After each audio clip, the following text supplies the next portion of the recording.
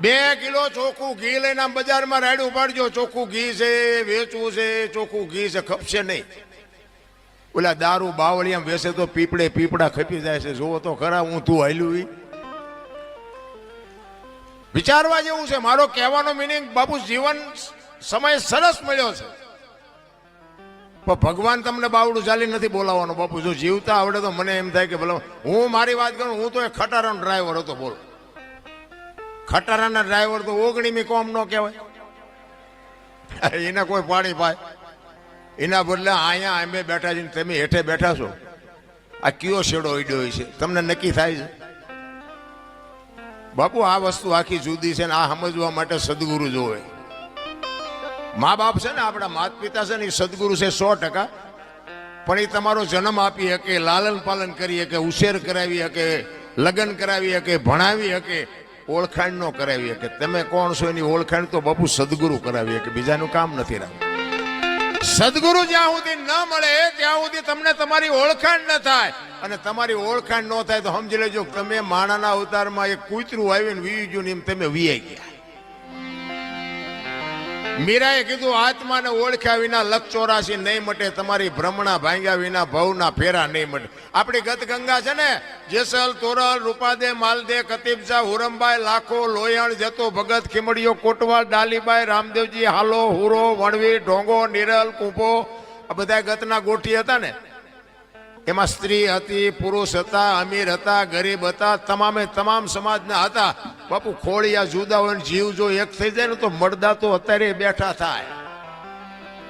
ઈને ગત ગંગા કહેવાય. પણ ભજન એમના સમજાવ. હું તમને એક જ વાત કહું, ભોળાનાથ નો દીકરો કે ગણપતિ નું માથું ભોળાનાથે કાપ્યું અને હાથીનું લગાડ્યું એમ કે ને બધા ફોટામાં જોયું, મૂર્તિમાં જોયું, શું થયું? એ ભોળાનાથે માથું કાપ્યું અને હાથીનું લગાડ્યું. બધા આપણે મૂર્તિમાં ફોટામાં જોઈ ને. તો હું એમ કહું છું, કોઈનું કાપ્યું ત્યાં જ નહીં પડ્યું હોય, હાથીનું શું કામ ચોંટાડ્યું છે? આ કોઈ ભણાવતું નથી એટલે તમે અમને સાંભળો છો. કાપ્યું હોય તો અહીંયા જ પડ્યું હોય ને, તો ઈ નો ચોટાડી શકે ને. હાથીને કાપીને અને હાથીનું માથું ફીટ થાય, માણસ શરીર ઉપર માથામાં ફીટ થાય. હાથીનું આવડું હોય, હવે આ 4 આંગળની જગ્યા હોય, માથે ફીટ થાય. એટલે આ બધું છે ને અટપટું છે. ચિત્તની શાંતિ, મનની પ્રશંસા, દિલની દાતારી, ગુમડાની રોજ અને ટાઢિયા તાવની ટાઢ આટલું માલકુરથી આવે. ભજનનું ઊંધું છે. ગુમડું થયું હોય ને, ગુમડું એને દવા લગાડવાની હોય ઉપરથી, મટે માલપાથી, એટલે નથી સમજાતું. તમે બધા કરોડપતિ છો, તમે મને બોલાવો?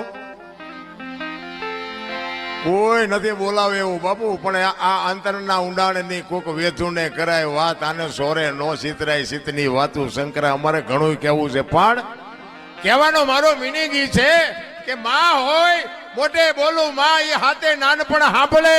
એ મલક બધાની મજા પછી કડવી લાગે કાગડા. આ જનેતાને હું એટલા માટે કહું છું, આ દીકરીઓને મારે કહેવાનો અર્થ એટલા માટે છે કે તમે એમ કહો ભગવાન મને હારો દીકરો દે, હારો દીકરો દે. શું અહીંયા ગોદામ છે? અહીંયા દુકાન છે? હારા દીકરા બાપુ માં સંસ્કાર આપે તો જ હારા દીકરા થઈ શકે. બાકી એમના તમે હારો દે એમ કરી મેળ ન પડે. પણ હું તો બહેનોને ખાસ વિનંતી કરું, હાથ જોડીને કહું, હું કોઈ સલાહ દેવા તમને આવ્યો નથી. અને મારી સલાહ તો શું, મારી લાયકાત હતી હું તમને સલાહ આપું. પણ મારો કહેવાનો, મારી વાતની અમુક બાપુ નોંધ કરજો અને એનો અનુભવ કરજો. હું કોઈ પાવરની વાત નથી કરતો. પણ તમારે સારા સંતાન જોઈએ ને તો મારી એક જ ભલામણ છે કે ઉદરમાં સંતાનનો વિકાસ થતો હોય અને જન્મ થયા પહેલા રામાયણ ને ગીતાના 5-5 પાના વાંચજો. જો આપને સંતાન થાય એવું આ ટેકો દેવું દીકરો ન થાય તો બાપુ મારું નામ તમે જોડો ઘા કરજો. હારા દીકરા તો થાય. મારા વહુ હારો ભેગા પાણી પૂરીયું ખાતા હોય તો અહીંયા કઈ હારા વાઈટ ન હોય દીકરાની.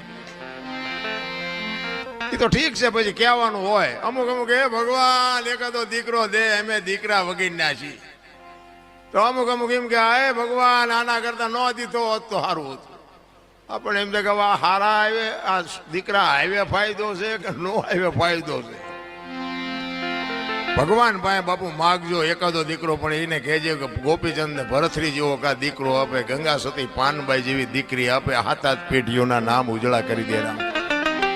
એટલા જ માટે કહું છું બાપુ, દીકરીઓનું સમર્પણ છે બાપુ, એનો ત્યાગ છે. માનું બાપુ છે ને પદ ટોચે છે. 9 મહિના મા બાપુ ઉદરમાં સંતાનને રાખે, એનો જન્મ આપે, એનું લાલન પાલન કરે, બેહતા બોલતા ખાતા પીતા બધું માં શીખવે, અને વાય નામ બાપાનું લાગે. બોલો, માનો ભોગ છે એટલો બાપનો નથી. આખી દુનિયાને ખબર, એમાં હું આવી જાઉં ને મારે લાગુ તો પડે જ ને કે મને તો એમ થાય કે માએ જે સમર્પણ કર્યું છે એ બાપે નથી કરેલું, તો આની વાય માનું જ હોવું જોઈએ, બાપનું ન હોવું જોઈએ. પણ માયુએ ત્યાગ કરી દીધો કે આની વાય એના બાપાનું રાખો. કોકે પૂછ્યું કે પણ તારો આટલો ભોગ અને બાપનું નામ શું કામ? એ કે આ કદાચ કપાતર પાકે અને કોથળીઓ તોડીને ધૂળીમાં માથું ઘાલીને પીડ્યો હોય, કોક એમ કે કોનો છે, ફલાણી માનો છે, એમ કે છે મારા ખોળી આમ જીવ નહીં રે, 9 મહિના ઉદરમાં રાખ્યું, મારું કાળજું ફાટી જાય, એની વાય એના બાપાનું રાખો. આને સમર્પણ કહેવાય. અને હારા દીકરા છે ને એ માન ખબર છે કે આની વાય મારું જ રખાય. હારા દીકરાની વાયે જનેતાનું છે. હનુમાનજી કોનો, અંજનીનો, કર્ણ કોનો, કુંતીનો, ભીષ્મ કોનો, ગંગાનો, શિવાજી કોનો, જીજાબાઈનો, ગાંધીજી કોનો, પુતળીબાઈનો. હારા હારા માના બગડેલા અમારા માં છે ને ઉપર બેઠી, બધે ધજા, મહારાસુર, પાવાગઢ, ચોટીલા, બધે જ્યાં જાવ ત્યાં માં ઉપર બેઠી. શું કામ?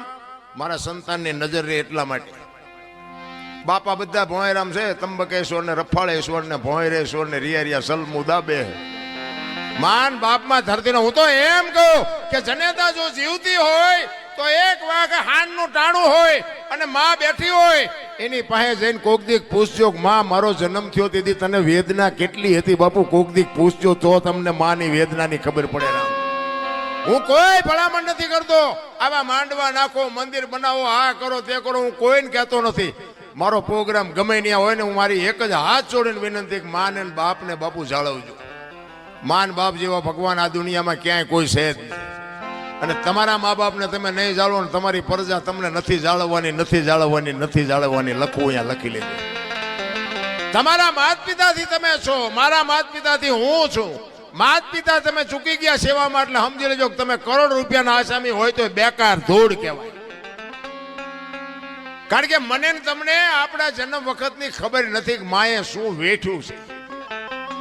એ વેદનાની જો આપણને ખબર હોય ને તો આ માવડીઓ રોટલા વગરની આટા નો મારતી હોય. લાખો રૂપિયા કરોડો રૂપિયાના દાન આપે અને ઘરે માન બાપ જો રોટલા વગરના વરાળું કાઢતા હોય, જિંદગીમાં નો ગાડી હાલે. રામ 40 લાખની ગાડી લઈને નીકળે, વાયલી સીટમાં જોવો કૂતરો બેઠો હોય.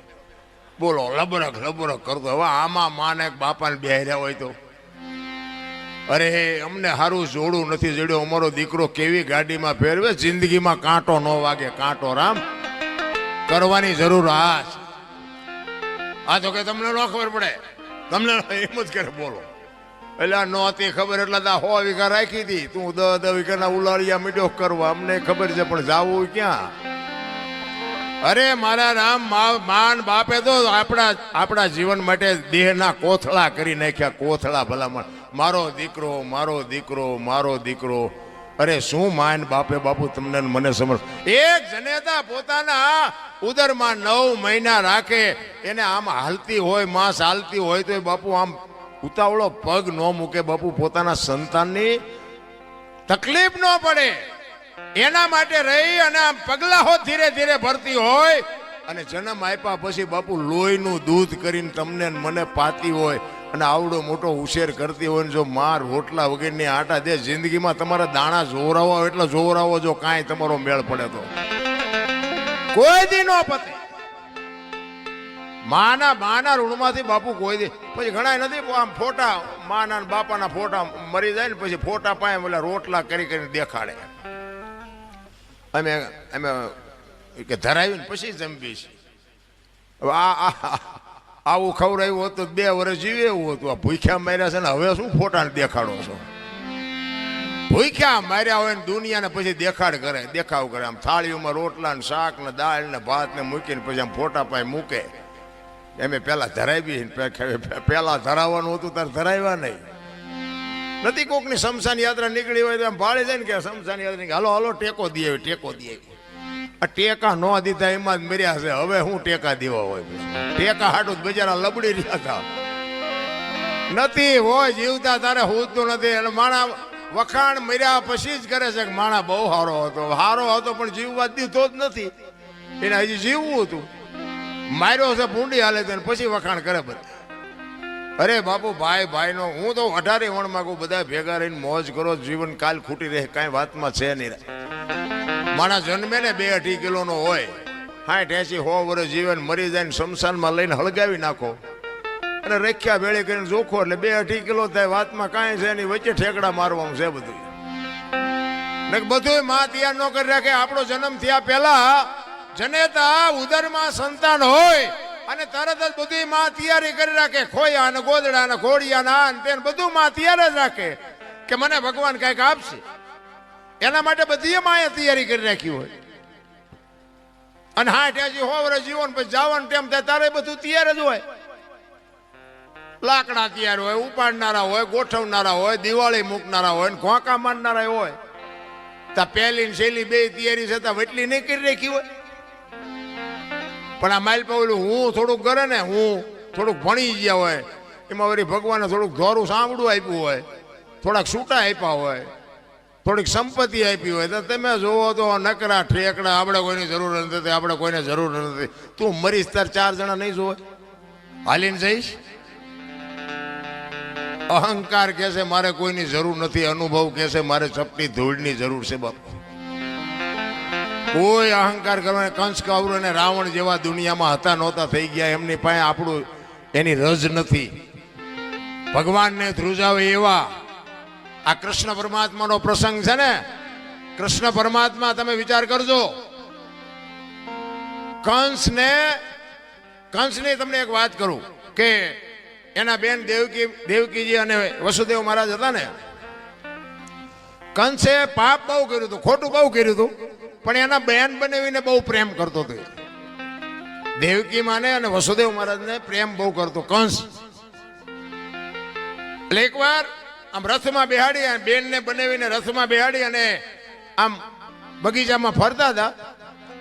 એમાં આકાશવાણી થઈ. એના કર્મનો બાપુ ઘડો ભરાવા આવ્યો ને એટલે આકાશવાણી થઈ કે કંસ તું આટલો બધો તારી બેન બનાવીને પ્રેમ કરસ ને પણ તારી બેનનું 8મું સંતાન જ તારું મોતનું કારણ બનશે. હવે મને કાલ મારી નાખવાના છે એમ કે એટલે તો પછી બાપુ ફડકા વધી જાય. પછી ઓલો પ્રેમ બધું વયું ગયું. બેનના બનાવીનો પ્રેમ વયું ગયો. એ કે મને મારી નાખે તો આ બેનને બનાવીને શું કરવા? આવો પ્રેમ રાખીને શું કામ? દુનિયા સ્વાર્થી તો છે 100%. એ પછી જેલમાં પૂરા ના કર્યું તે કર્યું જે કર્યું હોય. હવે એને વિચાર એવો થયો એ કે મને 8મું સંતાન મારવાનું છે ને એટલે 7 સંતાન થાય ત્યાં સુધી આપણે કઈ ચિંતા નથી. એટલે એ કે 7 સંતાનને આપણે કાંઈ કરવું નથી. 8મું સંતાન થાય ને ત્યારે એને આપણે જીવવા દેવું નથી. હવે આને આવો વિચાર આવ્યો અને કૃષ્ણ પરમાત્મા વિચાર કરે કે હારો આ જો 8 મારે ને તો જ મોતનો ઘડા એનો ભરાય એવું છે ને. આને હારો વિચાર આવ્યો આ 7 નો મારે તો મારી આકાશવાણી ખોટી પડે અને ઘડો પૂરો ભરાય નહીં. અને ભરાણા પહેલા હું મારું તો મારો અન્યાય કહેવાય. હારો આને વિચાર હારો કેમ આવ્યો? આ જો 8 ને મારી નાખે તો જ એનો ઘડો સંપૂર્ણ ભરાય ને તો જ હું એને મારી શકું. મારી આકાશવાણી એને મેં એ કરીશ. ભગવાન મૂંઝાણા કે હવે શું કરવું? એમાં નારદજી આવ્યા. એ કે શું પ્રભુ ચિંતા કરો છો? એ કે ભાઈ મેં આકાશવાણી કરી છે આવી અને 8 મારે ને તો એનો ઘોડો ભરાય એવું છે ને. એને વિચાર સારો આવ્યો કે 7 ને મારે શું કામ મારવા જોઈએ? તો નારદજી કે પણ તમારું કહેવાનું શું થાય છે? એ કે ઈ 7 ને જો મારે ને તો મેળ, મૂળ તો તમારે મરવવા જ છે ને. તમારે ન ખોટું કરવું હોય પણ દુનિયા તમને ખોટું કરાવે. મૂળ તો એ કે મરવી જ નાખવા છે ને. એ તો હું મરવી નાખી, તમે શું કામ મૂંઝાવશો? એ કે એ નારદજી આવ્યા ને તો કંસ આખી સભા ભરીને બેઠો હતો. એટલે નારદજીને જોયા ને એટલે કંસ સામો આવ્યો. પધારો ભૂદેવ પધારો. એ કે શું આવડી મોટી સભા ભરીને બેઠા છો? એ કે ભાઈ એક પ્રશ્ન મૂંઝાણો, એમાં સભામાં અડધા એમ કે મારી નખાય, અડધા એમ કે ભાઈ નો મરાય, હાથને હું કામ મારવા જોઈએ. એટલે નારદજી આવ્યા, એ કે ભાઈ અમને પ્રશ્ન મૂંઝવે છે, આવી રીતની વાત છે, હવે આમાં શું કરવું? અડધા કહે છે કે મારી નખાય હાથને, અડધા એમ કે છે કે નો મરાય. તમારું શું કેવું? તમે જે નિર્ણય કરો. એ કે હું તો તમને નિર્ણય કરાવું, પણ તમે શું નક્કી કર્યું? કંસ કે પણ મેં તો એ નક્કી કર્યું છે કે 8મું સંતાન મને મારવાનું છે, એવી આકાશવાણી થઈ છે. તો 8મા સંતાનને મરવાનું, તો હાથને મારે શું કામ મારવા જોઈએ? નારદજી કે ઈ જ તમારી ભૂલ છે, 8 ને મારી જ નખાય. કે પણ તમે વિચાર તો કરો, એને ભગવાન એવું બોલ્યા છે કે 8મું સંતાન તો 1 2 3 4 5 6 7 પછી જ 8 આવે ને, હાથને મારવાનો અરજ શું? એ કે તમે નહીં સમજો, હું તમને સમજાવું. એ કે આમ દિવાલ ઉપર લીટા કરો. જો આ નારદજી બાપુ ખોટું જે કરાવવા વાળા હોય ને, એ તમને ગમે ઊંધા કાન પકડાવીને તમને ખોટું કરાવે. નારદજી કે આમ તમે લીટા કરો. આમ લીટા કરાવ્યા 8. એ કે લીટા હું કામ? એ કે હું તમને કહું એમ કરો ને. એ આમ 8 લીટા કરાવ્યા. એ કે ગણો. એટલે આમ ગણ્યા 1 2 3 4 5 6. એ કે 8મો આ થયું ને? તો કે હા. કે તમે આનપાથી ગણ્યા ને ભગવાન છે કે આનપાથી ગણશે તો? એ કે તો હારું પેલું રહ્યું એ જ મન મારી નાખે. એટલે કહું છું કે હાથે હાથને પતાવી દો. તો કે તો પતાવી દો. તમારે નથી કરવું, દુનિયા કરાવે. દુનિયા ઊંધા કાન જગત પકડાવે છે. કોઈને બાપુ એવું કરવું જ નથી. મારો કહેવાનો મિનિંગ બાપુ આ ઇતિહાસ છે ને બધું ગૂઢ ઇતિહાસ છે. કારણ કે નકે તમને મને વિચાર આવે કે જો આ સંતાનની બીકથી કંસને બાપુ આટલી બધી તકલીફ પડી હોય તો આ જેલમાં હું કામ, જેલમાં બેન ભેગા હું કામ પૂરે? આ બધી અટપટી વાત છે, એટલામાં બહુ ઊંડું ઉતરે જેવું નથી. એટલા માટે મારે એક માની વાણી કરવી છે. તમારી જેવી મોજ છે એવો આનંદ કરાવીશું. પણ આમાં કેવું છે કે મેં કીધું એમ મારે 7 8 રાતું